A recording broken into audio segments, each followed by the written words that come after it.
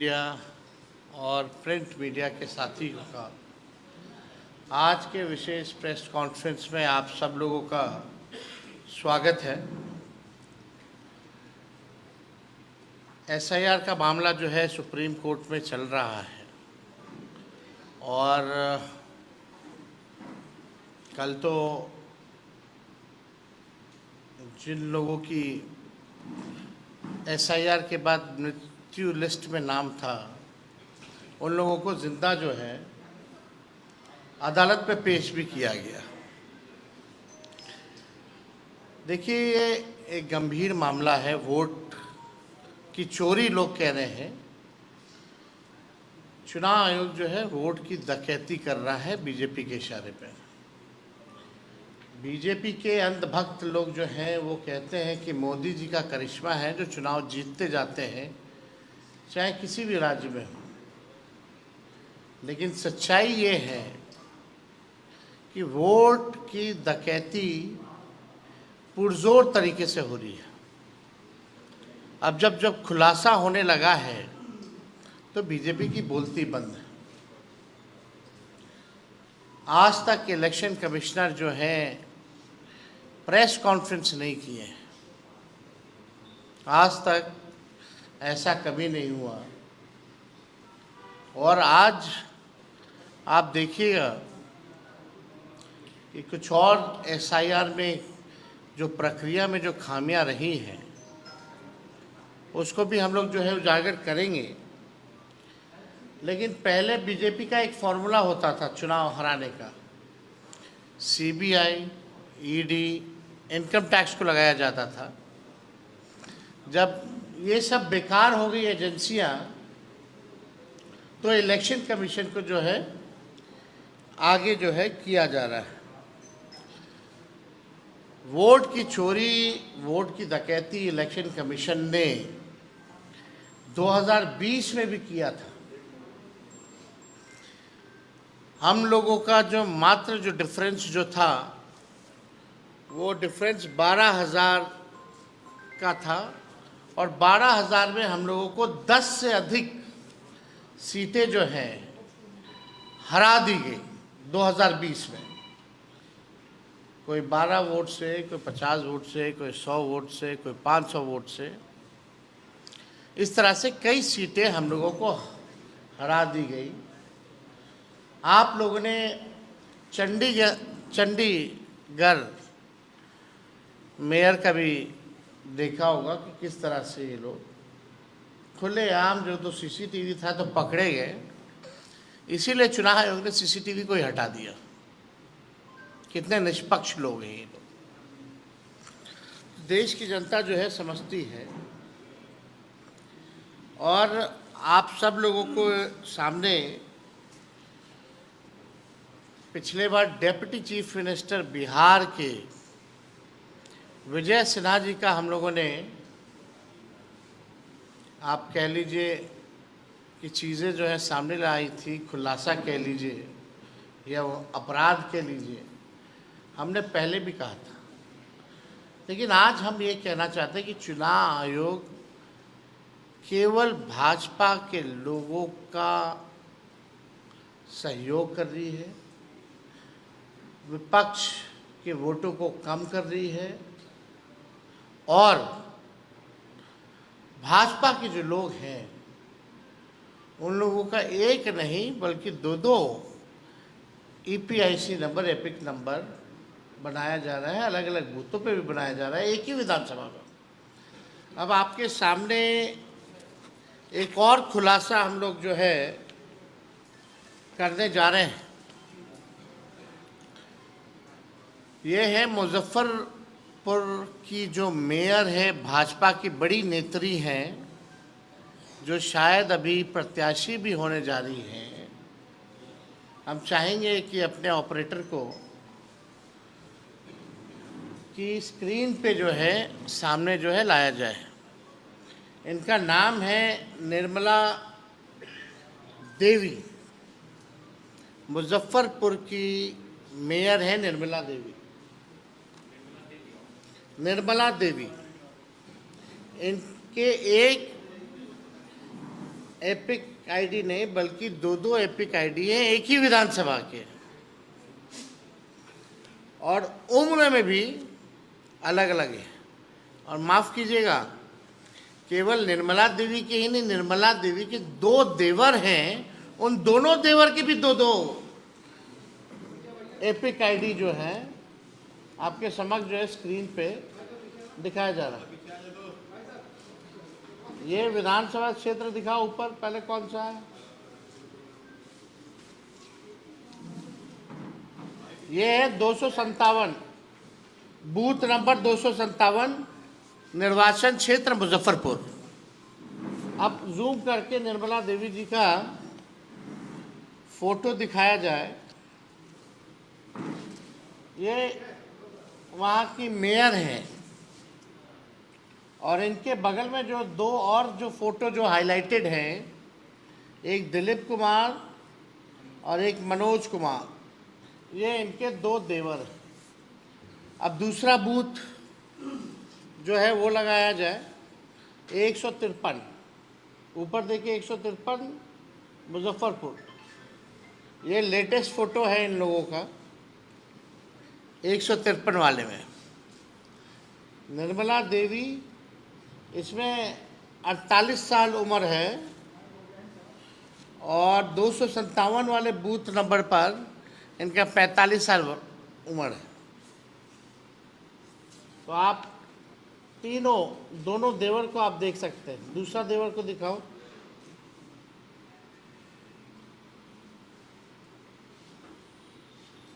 तो आप इनके पिता और ससुर का भी नाम सब कुछ देख सकते हैं। अब इसमें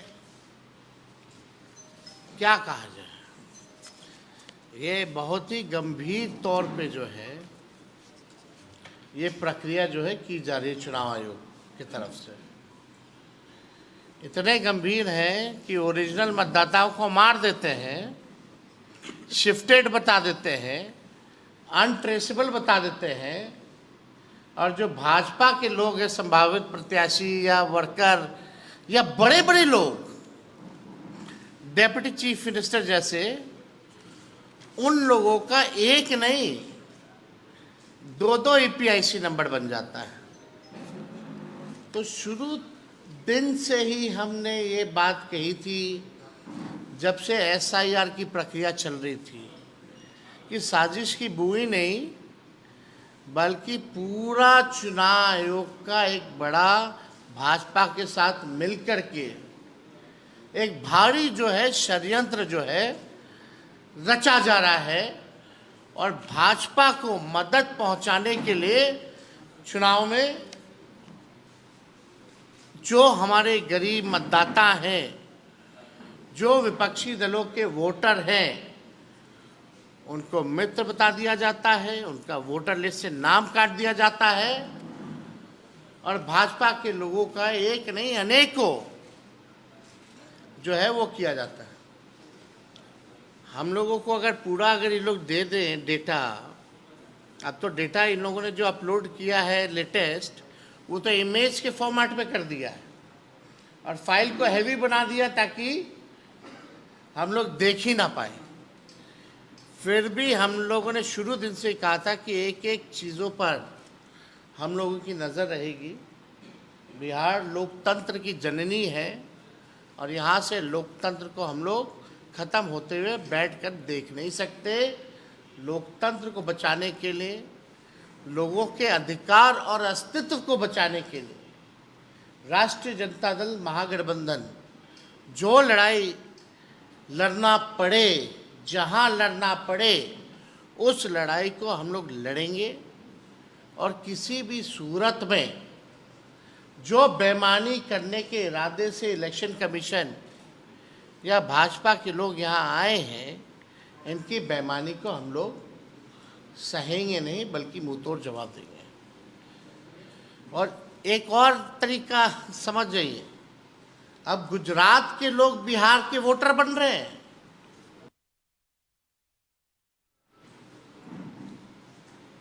जो भाजपा के प्रभारी हैं भीखू भाई, वो पटना के वोटर बन गए हैं। ठीक है, उन्होंने आखिरी वोट जो है गुजरात में दिया था 2024 में, लेकिन वो पटना के भी वोटर बने हुए हैं। नाम उन्होंने कटवा लिया गुजरात में, वो ठीक है, लेकिन आप समझिए कि 5 साल हुआ नहीं कि आप जगह बदल बदल के वोट दे रहे हैं। तो भिखू भाई जो हैं प्रभारी है भाजपा के, अब वो पटना के वोटर बन गए।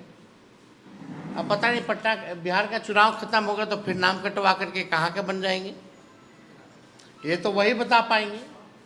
लेकिन इन लोगों का षड्यंत्र जो है आप सब लोगों को समझना पड़ेगा कि किस हिसाब से भाजपा के लोग जो है बड़े पैमाने पे जो है बेईमानी इलेक्शन कमीशन के साथ मिलकर के ये लोग कर रहे हैं। अब जो बीजेपी की नेत्री हैं बहुत बड़ी मुजफ्फरपुर की, जो संभावित प्रत्याशी भी हैं और मेयर हैं मुजफ्फरपुर की, इनके पास 2 EPIC नंबर है। पहला REM 1251917। हम चाहेंगे कि जो ऑपरेटर है इलेक्शन कमीशन का जो एप्लीकेशन है उसमें दिखाएं।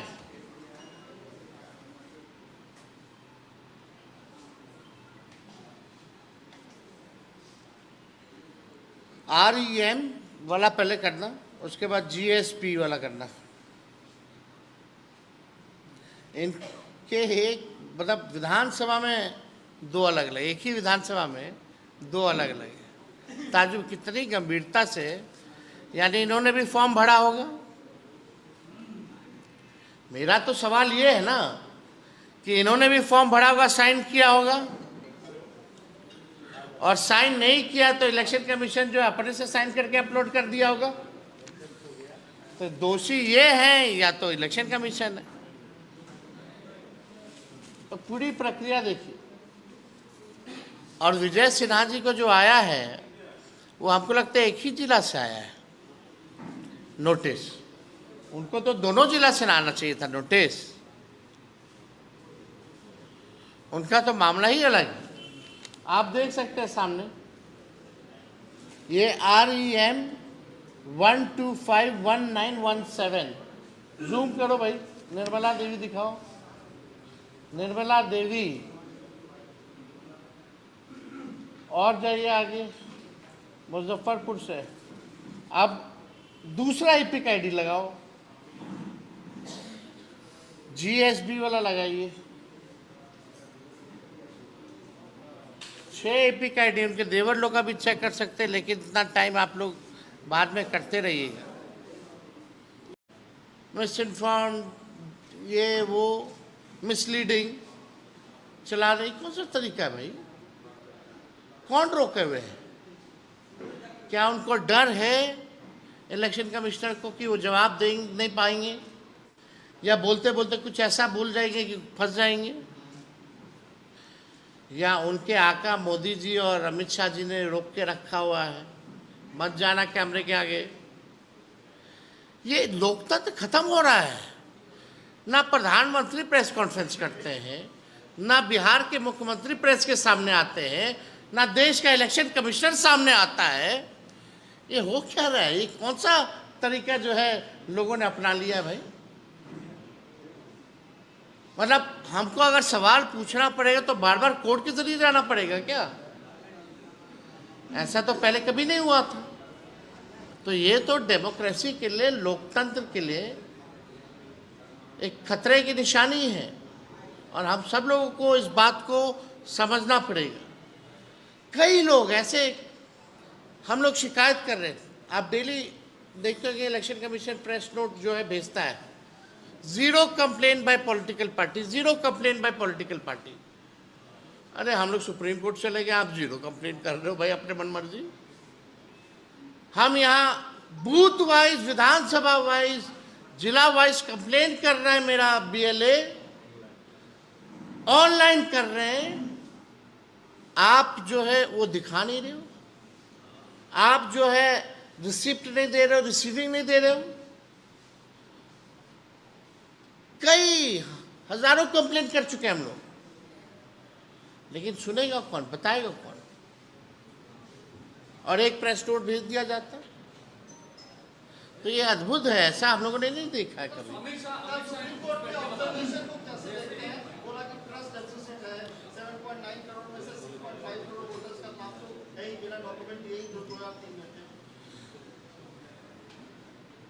एक सवाल हम लोग पूछेंगे जो कल सुप्रीम कोर्ट के बहस में भी हुआ, अपील करने का पहला मौका कब मिलेगा और दूसरा मौका कब मिलेगा, ये बता दीजिए। ये तो बड़ा सवाल है ना। मान लीजिए कि आलोक मेहता जी का नाम कट गया, अभी जाएंगे अपील में, इनको चुनाव लड़ना है, सिद्दीकी साहब को चुनाव लड़ना है, तो ये अपीलवा कब करेंगे? 5 साल बाद। फिर सेकेंड अपील कब करेंगे? 10 साल बाद। क्या मजाक है भाई? अपील की तो कोई तारीख ही नहीं है। और आप बताइए, एक दिन में यारो जो है वो समीक्षा 4,500 से भी ज्यादा वोटर का एक दिन में कर देगा क्या? इम्पॉसिबल है। वो समीक्षा करेगा या मनमानी करेगा? यही तो सवाल है, यही तो बेईमानी का एक नया फॉर्मूला है बीजेपी का कि यारों को कुछ खाली औपचारिकता है, जो लिस्ट मिली हुई है उसी लिस्ट को ये लोग भाजपा के चढ़ाएंगे। आप बताइए, इट इज पॉसिबल कि 1 मिनट में कितना हो जाता है भाई? 1 मिनट में 12 या उससे अधिक भी होता है। कैसी पॉसिबल है समीक्षा करना भाई? यानी एक दिन में 4,500 से ज्यादा लोगों की एक व्यक्ति समीक्षा कैसे कर देगा, ये बता दीजिए हमको। तो पहला डेट कब आएगा अपील का? फिर सेकंड डेट कब आएगा अपील का? यानी चुनाव तो नोटिफाई हो जाएगा कुछ दिन बाद। 1 तारीख को लिस्ट आएगा, है ना? उसके बाद नाम किसी का छूट गया, जैसे अभी छूटा है, बहुत लोगों को मार ही दिया, जीवित लोगों को, तो वो क्या वोटर लिस्ट जारी होने के बाद अपील करेगा? फिर आप चुनाव नोटिफिकेशन कब कीजिएगा? फिर वो सेकेंड अपील में कब जाएगा? तो बड़ा एक षड्यंत्र है, धांधली है, जिसको हम लोग जो है जनता के सामने ला रहे हैं और बता रहे हैं।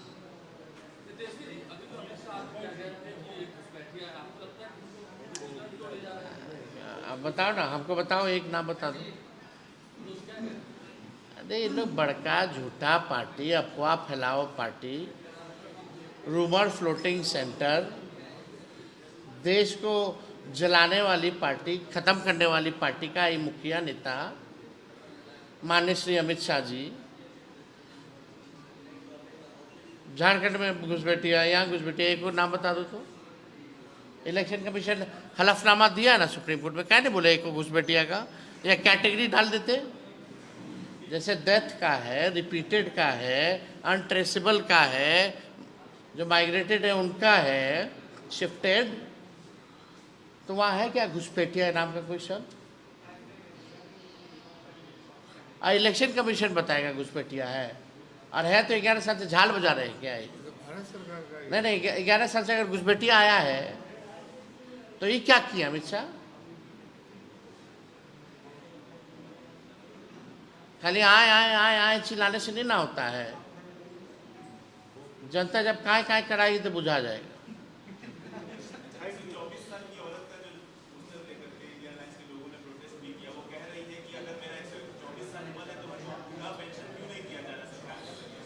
सब तो सरकार, वही तो सरकारें से ना।